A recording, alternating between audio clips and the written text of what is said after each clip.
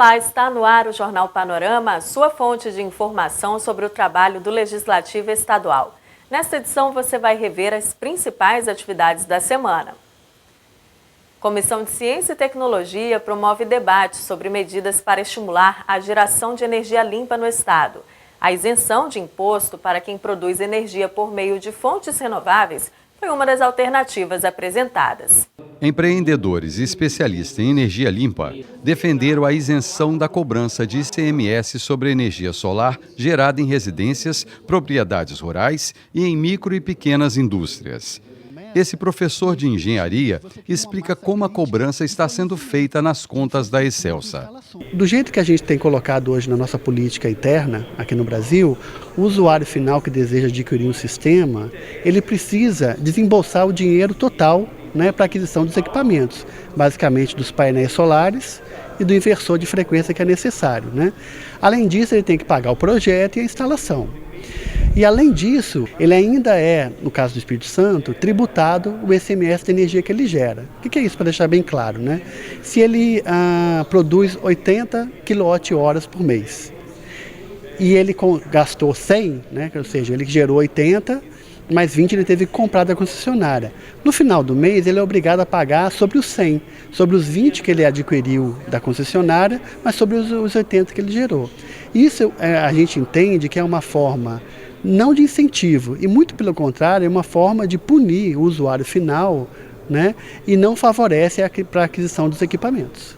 Para o presidente do Conselho de Energia da Findes, a cobrança de ICMS sobre energia limpa prejudica as micro e pequenas indústrias. O ICMS é para movimentação de bens e de valores. A energia, nesse caso, não movimenta, ela vai para o sistema e volta para ele mesmo. Então não tem outro elemento no caminho. Então como é que cobra-se o ICMS desse jeito? E isso está atrapalhando os projetos.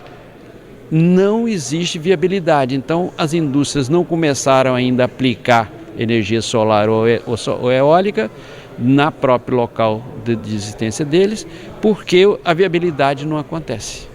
O diretor da Agência de Serviços Públicos de Energia do Estado, Henrique Moraes, afirma que no momento o governo tem como prioridade manter o equilíbrio das contas públicas.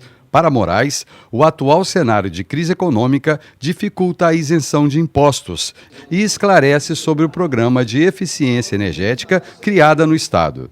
Esse programa está em andamento, tem mais de 15 financiamentos concedidos, tem em torno de 2 milhões de limite já efetivado de empréstimo. A audiência pública foi proposta pelo deputado Sérgio Majeski, presidente da Comissão de Ciência e Tecnologia. Foi um debate extremamente rico, com pessoas que sabem muito bem do que estão falando, que já estão inseridas nessa luta pela microgeração e mini geração de energia limpa. Então, nós combinamos, nós vamos nos reunir para fazer uma avaliação do que aqui foi dito e debatido hoje, para daí traçar novas ações e novas metas do que a gente vai fazer de agora para diante. Uma das sugestões é que a gente forme uma comissão mista com representantes de vários segmentos, para estar encabeçando essas ações no sentido de tentar convencer o governo a no mínimo, conversar sobre isso, mas e depois sensibilizar o governo pela grande importância que isso tem para o desenvolvimento do Estado. E agora vamos saber o resultado das reuniões do plenário. Quem tem os detalhes é a repórter Titina Cardoso. Os deputados se reuniram durante a semana em 3 sessões ordinárias e uma extraordinária. O saldo foi a aprovação de 3 projetos do governo. Um deles permite que a inspeção de produtos de origem animal seja feita por empresas terceirizadas, serviço que era exclusivo do poder público. Outra matéria aprovada autoriza o BANDES, o Banco de Desenvolvimento do Espírito Santo, a criar subsidiária integral, uma empresa com um único acionista. O projeto vai flexibilizar a atuação da instituição e uma das propostas é criar o Bandes Participação, um fundo de investimento para empresas que atuam em ramo estratégico, como é o caso da área de tecnologia. Destaque ainda para a aprovação de um projeto que autoriza o Executivo a fazer acordo para pôr fim a disputas administrativas e judiciais referentes a créditos tributários de ICMS na energia elétrica. O vice-líder do governo comentou o tema. Essa matéria ela extingue créditos que estão de forma judicializada do ICMS sobre a questão da energia elétrica. São brigas judiciais que muitas das vezes acontecem e que algumas das vezes o Estado ganha algumas ações, outras não. E esse projeto ele vem então extinguir esse tipo de ação para que o Estado, dentro desse conteúdo, ele possa aportar mais de 40 milhões de reais que serão aí distribuídos aos municípios capixabas. Então, nesse momento de crise, no momento onde tanto o governo quanto os municípios têm passado por dificuldades financeiras, o Estado, então, dentro desse projeto, enviará aos 78 municípios capixaba um montante de mais de 40 milhões de reais que irá, sem dúvida alguma, ajudar a todos os prefeitos e a todos os municípios capixabas. No início da semana, teve tribuna popular. 4 temas estiveram em pauta. O pesquisador Selmo Luiz falou sobre um equipamento que ele desenvolveu para eliminar pragas e mosquitos na zona rural. Violência de gênero, situação dos trabalhadores da Escola Viva de Cobilândia, em Vila Velha, e também a programação da 7ª Festa do Carro de Boi em Iuna estiveram em pauta durante a tribuna popular. Esse ano teremos a presença da tropa que percorreu todo o caminho da Rota Imperial, onde saiu daqui de Anchieta até Ouro Preto. Essa tropa vai estar presente durante todo o percurso. Além das sessões ordinárias, a semana também foi marcada por outros debates. Confira. Em sessão especial, pré-candidatos tiraram dúvidas sobre as novas regras eleitorais, como pré-campanha, limites de gastos e condutas vedadas a agentes públicos durante a disputa. Especialistas na área eleitoral explicaram as principais mudanças do pleito de outubro. A audiência pública da Comissão de Cidadania analisou os impactos da possível venda dos campos terrestres de petróleo no norte do estado, o iminente risco de desemprego e os problemas na economia da região norte capixaba são algumas das preocupações apresentadas pelo Sindipetro, o Sindicato dos Petroleiros do Espírito Santo, caso a venda dos campos terrestres de petróleo anunciada pela Petrobras seja concretizada. Comissão de Infraestrutura fez audiência pública em Paú, no município de Vila Velha, em busca de esclarecimentos sobre as rachaduras em imóveis no local.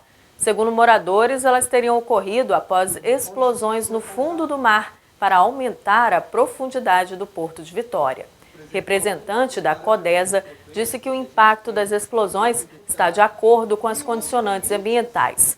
O colegiado deve acionar o Ministério Público Federal para se manifestar sobre o assunto. Os desafios nos serviços de assistência social foram discutidos em seminário realizado na Assembleia. O evento, proposto pelo Fórum de Trabalhadores da área, em parceria com o deputado federal Helder Salomão, teve como tema a defesa do SUAS, Sistema Único de Assistência Social e da Seguridade Social. O objetivo foi ampliar a discussão sobre os avanços e desafios da área. 2 comissões parlamentares de inquérito se reuniram esta semana. A leitura de relatório final da CPI dos Empenhos da Saúde foi adiada pela 3ª vez. O novo pedido de vista partiu do deputado Almir Vieira, que retornou às atividades após 50 dias de licença médica. O parlamentar é o 3º a pedir prazo para analisar relatório do deputado Euclério Sampaio, que apontou a realização de quase 300 milhões de reais em despesas sem previsão orçamentária e pediu o indiciamento de 5 ex-secretários de Estado. Já a CPI da máfia dos guinchos ouviu depoentes ligados à Prefeitura de Guarapari. Prestaram depoimento o secretário de Fiscalização de Guarapari, Danilo Bastos, e o ex-presidente da Comissão de Licitação da Prefeitura, Otávio Júnior Postai. A obrigatoriedade do uso do taxímetro e o processo licitatório para a concessão de placas de táxi no município foram os principais pontos abordados. E agora vamos saber os desdobramentos dos trabalhos das comissões permanentes. O colegiado de infraestrutura recebeu o presidente da concessionária Rodossol, Geraldo Dadalto. Ele tratou sobre projeto de lei do deputado Amaro Neto, que obriga a emissão de notas ou cupons fiscais pela concessionária. A Comissão de Segurança limpou a pauta de votação. 10 projetos de autoria parlamentar receberam parecer pela aprovação. Dentre eles, matéria da deputada Raquel Lessa, que determina a reserva de 5% das vagas para mulheres vítimas de violência doméstica nas empresas que prestam serviço ao poder público. Já a Saúde recebeu representantes públicos e servidores hospitalares do município de São Gabriel da Palha, noroeste do estado. Eles relataram aos deputados que 2 unidades estão em situação precária. O Hospital Fernando Serra, que vem enfrentando problemas no pagamento de salários, e o Santa Rita, que está fechado desde 2010. A Comissão de Educação repercutiu 2 notas enviadas ao colegiado por entidades ligadas ao ensino. Os documentos manifestam posição contrária ao projeto de lei que cria o programa Escola Livre nas instituições públicas estaduais. A iniciativa do deputado Hudson Leal assegura neutralidade política, ideológica e religiosa no ambiente escolar. A Comissão de Cidadania limpou a pauta de votação. Foram aprovadas 27 matérias, entre elas projeto de lei do deputado Dr. Hércules, que obriga a divulgação trimestral das receitas do Departamento Estadual de Trânsito. Resíduos sólidos. Deputados conhecem trabalho de reciclagem feito com entulho da construção civil. O empresário de Vila Velha, Bruno Bose, disse que faz o recolhimento de restos de construção há pelo menos 4 anos. A empresa atua em parceria com presos em regime semiaberto e com a Associação de Catadores. 48 policiais civis são homenageados em sessão solene. O evento marcou o Dia do Policial Civil, celebrado em 12 de junho. Certificados e as comendas Domingos Martins e Everton Montenegro foram entregues em reconhecimento aos serviços prestados para a sociedade capixaba e à atuação em defesa dos direitos humanos. O delegado de Polícia Civil, Alexandre Passamani, recebeu a homenagem na reunião da Comissão de Políticas sobre Drogas. A comenda foi entregue no colegiado porque o delegado não pôde comparecer à sessão solene. Passamani faz parte do núcleo de repressão às organizações criminosas e à corrupção. Termina aqui esta edição do Jornal Panorama com os destaques da semana. Não se esqueça de acessar o nosso site e de dar uma conferida em nossas redes sociais. Obrigada pela companhia de sempre. A gente se vê numa próxima.